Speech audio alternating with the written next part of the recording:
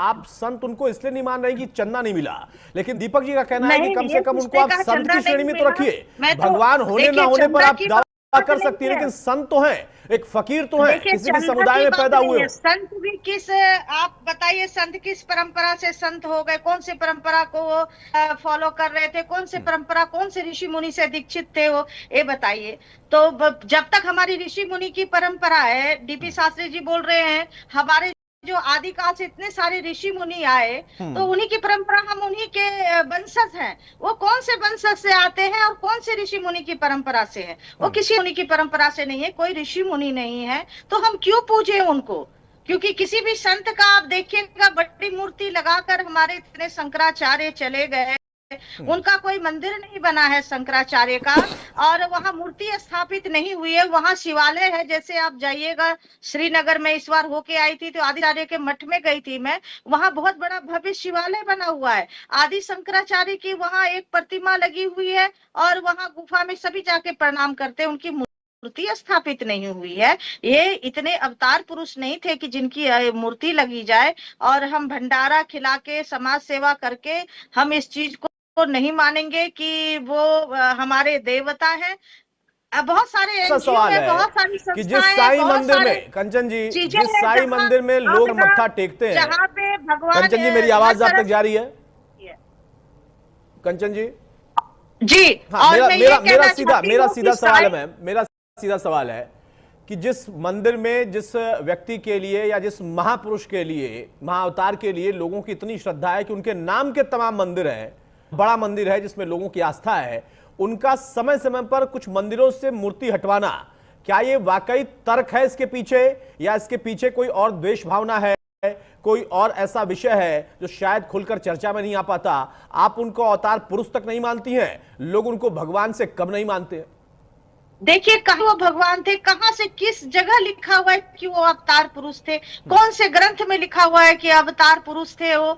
तो उनकी जब इतिहास खंगाली जाती है तो पीछे वो मुस्लिम समुदाय से आते हैं, तो अवतार कैसे हो सकते हैं बताइए?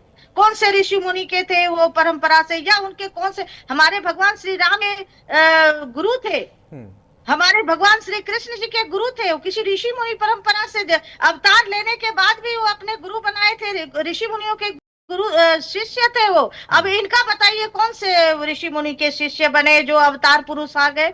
तो हम इस चीज को नहीं मानते, कतई नहीं मानेंगे। और इनका मूर्त है, मंदिर जो है बिल्कुल बंद होना चाहिए, जगह जगह बिल्कुल नहीं बनना चाहिए। हमारे भगवान श्री राम को बिठाइए, 1000 मूर्ति, 1000 मंदिर बनवाइए, हमें बहुत प्रसन्नता होगी। जो हमारे आराध्य हैं, हम आराध्य को पूजने के लिए कभी भी पीछे नहीं हटेंगे, लेकिन हमारे चांद बाबा आके पूजे जाए और उनकी मूर्ति स्थापना। उनका कहना है कि हमारे पास देवी देवताओं की कोई कमी नहीं है, हमें किसी और नए भगवान की जरूरत भी नहीं है, लेकिन उसके पीछे वो जो आधार दे रही है, तर्क दे रही है, वो क्या वाकई वाजिब लगता है?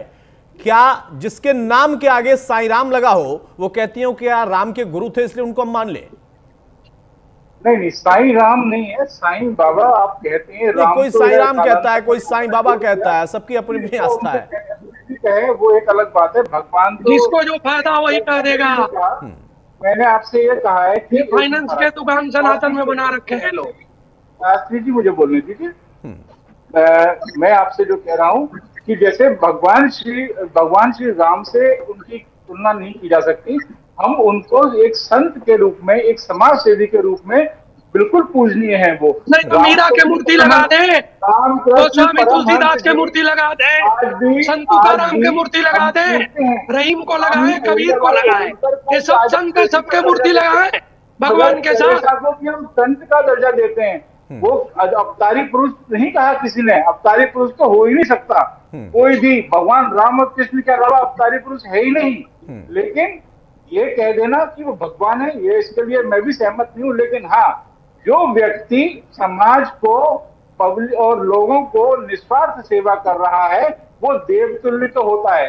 रही बात कि उनके कोई गुरु या ऋषि नहीं थे, तो वाल्मीकि जी के कौन से गुरु थे? हृदय परिवर्तन तो कभी किसी का हो सकता है, किसी भी तरीके से हो सकता है। भगवान रामकृष्ण परमहंस को हम भगवान का दर्जा देते हैं क्योंकि उनके पास सिद्धियां थी। आज हम नीम करोड़ी वाले बाबा की बात करते हैं, उनको भी हम जो है हनुमान जी का अवतार कहने लगे हैं। लेकिन एक चीज बड़ी ध्यान देने योग्य है जो भी अवतार पुरुष होता है वो हमेशा समाधियां लेता है, चाहे जल समाधि हो या अंतर ध्यान हुआ हो, उसका कोई वो नहीं होता। वो अंतर उसकी हमारे यहाँ बहुत बड़ी एक जो है परंपरा रही है। रही बात कि हम किसी व्यक्ति को भगवान का दर्जा दे रहे हैं, तो ये इसलिए कहते हैं कि हर आदमी की पर्सनल एक आराध्य होता है।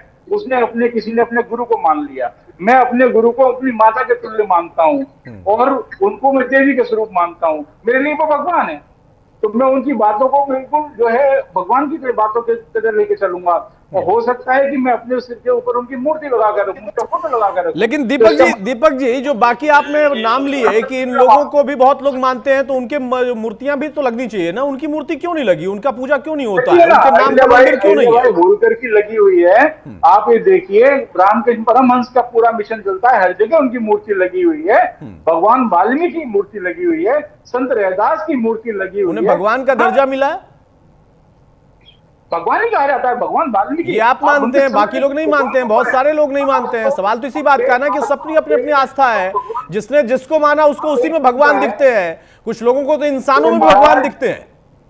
यही बात कंचनगिरी कह रही है। वो कह रही है कि जिनको मानना है वो माने, वो सनातन से नहीं जुड़े थे, वो मुस्लिम समुदाय से जुड़े थे, इसलिए हम कहते हैं भगवान नहीं है। कबीरदास, ये क्या बोलते हैं, रविदास जी हो गए, वाल्मीकि जी हो गए, वो जिस कम्युनिटी से आते थे अपना पहचान रखा, उन्होंने पहचान नहीं छुपाई अपनी। इन्होंने तो पहचान छुपा के चांद बाबा त्याग कर साईं बाबा बन गए, तो हम उसको कैसे माने? सबका पहचान है, तो आप अगर पहचान मिटाकर साईं बाबा बन जाते हैं तो ये बर्दाश्त के लायक नहीं है। वो चांद बाबा थे, उनका इतिहास देखा जाए। अब वो चांद मुसलमान को अपना आराध्य कैसे मान सकते हैं? नहीं मान सकते। अब वही हमारे वाल्मीकि जी थे, वो वाल्मीकि है तो है, उन्होंने पूरा वाल्मीकि जी अपना पूरा परिचय दिया है, उन्होंने अपना कहीं पहचान नहीं छुपाई। वाल्मीकि जी जिस समुदाय से आते थे वो उनका पूरा उन्होंने परिचय के साथ अपना वो किया है। इसी प्रचेता के 10वें पुत्र हुए वाल्मीकि। ठीक है, साधनानंद जी से मेरा सवाल है, उसके बाद में डीपी शास्त्री आपके पास आऊंगा। साधनानंद जी, आप भी इस चर्चा में शामिल होइए। मेरा सवाल सीधा है कि जो साईं को लेकर विवाद है, ये विवाद है या जानबूझकर समय समय पर पैदा किया जाता है? साईं क्या है? संत हैं, महात्मा है, महापुरुष हैं, फकीर है, भगवान है, क्या है? क्योंकि कुछ लोग कहते हैं कि साईं तो है लेकिन भगवान नहीं है। कुछ लोग कहते हैं कि साईं साईं नहीं है, वो एक समुदाय से जुड़े थे, उसी समुदाय से जुड़े एक फकीर मान लीजिए। कुछ लोग ये भी कहते हैं कि अगर आप आस्था रखते हैं तो आस्था रखिए, लेकिन उनकी पहचान जिस तरीके की बनाई जा रही उसके पीछे कुछ और है। क्या कोई हिडन एजेंडा है?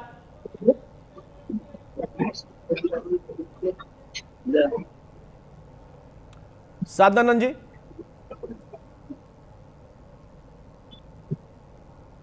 चलिए शायद मेरी आवाज उन तक नहीं जा पा रही है।